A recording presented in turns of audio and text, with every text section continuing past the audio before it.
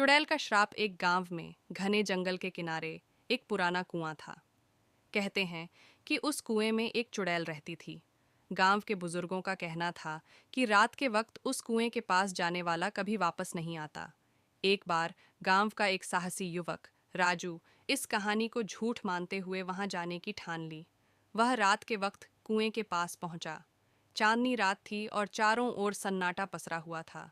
राजू ने कुएं के पास जाकर जोर से चिल्लाया, चुड़ैल, अगर तू है तो सामने आ।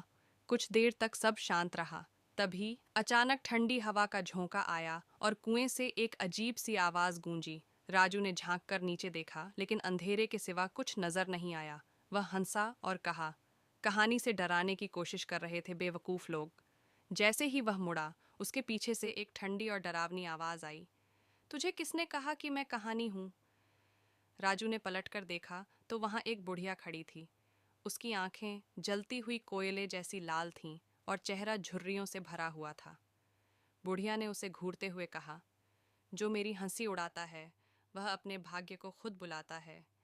इसके बाद वह अचानक गायब हो गई। राजू को लगा कि वह सपना देख रहा है, लेकिन उसके शरीर में अजीब सा भारीपन महसूस होने लगा।